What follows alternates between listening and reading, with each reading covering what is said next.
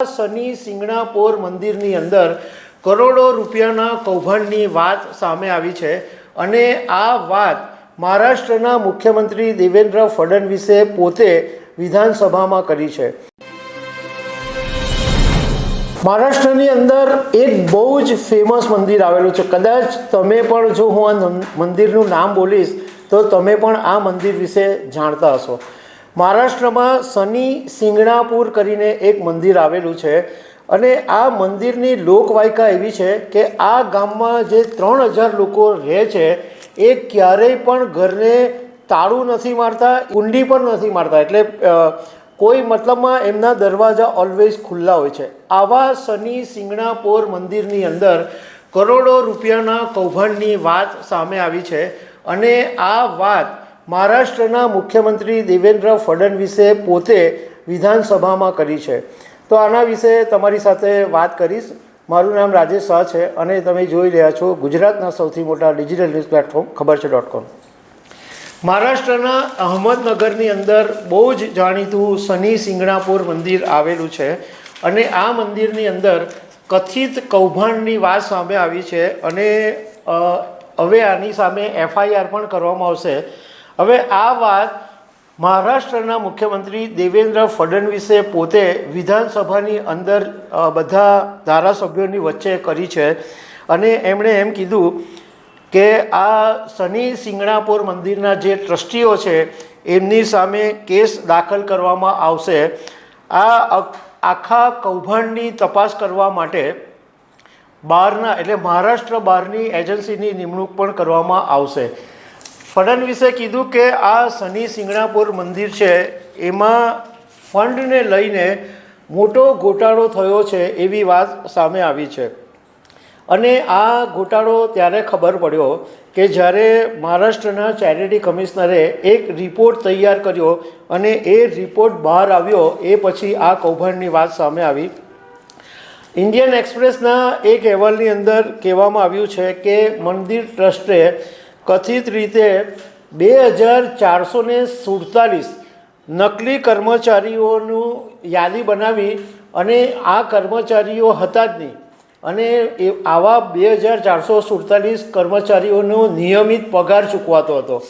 અને બીજું, આ લોકોએ એક એપ નકલી એપ પણ બનાવેલી હતી અને નકલી એપની મદદથી જે દાનની રકમ મળતી હતી એ ટ્રસ્ટીઓના વ્યક્તિગત ખાતામાં જતી હતી।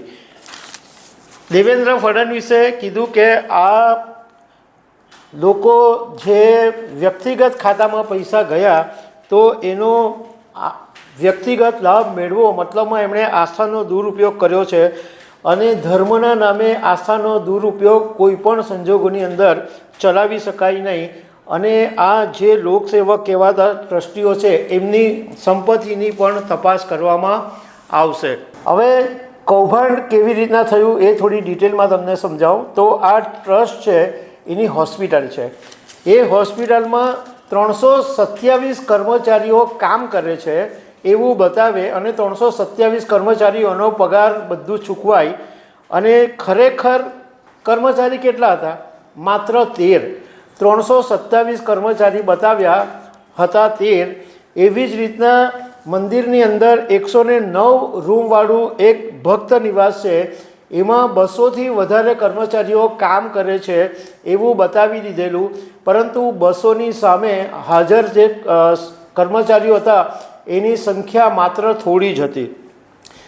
આ ઉપરાંત દરેક ક્ષેત્રમાં પાર્કિંગ એરિયા, સફાઈ, બધી જ જગ્યાએ નકલી કર્મચારીઓ ઊભા કરી દીધેલા અને તોતિંગ પગાર ચૂકવાતો હતો અને કર્મચારીઓની સંખ્યા બધી જગ્યાએ સાવ ઓછી હતી। ફડણવીસે કીધું કે આ કૌભાંડની અંદર જે કોઈ પણ સામેલ હશે એમને છોડવામાં નહીં આવે। હવે આ જે મંદિર છે એ શનેશ્વર દેવસ્થાન ટ્રસ્ટ નામથી ચાલે છે। ટ્રસ્ટીઓના નામ શોધવાની અમે કોશિશ કરી છે પરંતુ ટ્રસ્ટીઓના નામ મળ્યા નથી, પરંતુ 2016માં એક એવી ઘટના બનેલી કે આ મંદિરના ઇતિહાસમાં પહેલી વખત એક અનિતા નામના મહિલાને ચેરમેન બનાવેલા હતા। એ પછી અત્યારમાં ટ્રસ્ટી કોણ છે એની વિગત મળી નથી। હવે આ કૌભાંડની વાત કરી તો સાથે સાથે તમને આ મંદિરની જે શ્રદ્ધા છે એના વિશે પણ તમને વાત કરું તો એવું કહેવાય છે કે આ જગ્યા ઉપર શનિદેવ સ્વયં પ્રગટ થયા હતા એવું માનવામાં આવે છે. અને આ મંદિર નથી, આમાં ભગવાનને જમીન ઉપર જ રાખવામાં આવ્યા છે અને ખુલ્લા આકાશમાં, એટલે આજુબાજુ કોઈ દિવાલ કે કંઈ જ નથી, માત્ર ભગવાનને ખુલ્લામાં રાખવામાં આવેલા છે. અને આ મંદિરની એટલી બધી આસ્થા છે કે દર શનિવારે હજારો લોકોની ભીડ એકઠી થાય અને શનિ દોષની મુક્તિ માટે હજારો લોકો આ મંદિરે દર્શન કરવા માટે આવે છે. અને આ ગામમાં એક એવું કહેવાય કે 3000ની જ વસ્તી છે, પરંતુ કોઈ દિવસ કોઈ પણ ઘરના દરવાજા ક્યારેય પણ બંધ નથી થતા, તાળું મારતા જ નથી, ઘરમાં પેલી સૂટકેસ પણ નથી રાખતા. એ લોકો એવું માને છે કે ભગવાનનો એવો આદેશ છે કે ઘરમાં સૂટકેસ કે એવું બધું રાખવું નહીં અને ઘરના દરવાજા પણ નહીં બંધ રાખવા. તો જે ગામના દરવાજા ખુલ્લા રહેતા હતા એ ગામમાં મંદિરમાં જ આવું કૌભાંડ થઈ ગયું છે. આ મંદિર છે એ 1963માં સ્થાપના થયેલી હતી, મતલબમાં લગભગ 67 વર્ષ જૂનું આ મંદિર છે. અને જે શનિદેવની પ્રતિમા છે એ કાળા કલરની છે. તો દર્શક મિત્રો, આવી અનેક વાતો સાથે અમે તમને મળતા રહીશું. Thank you very much.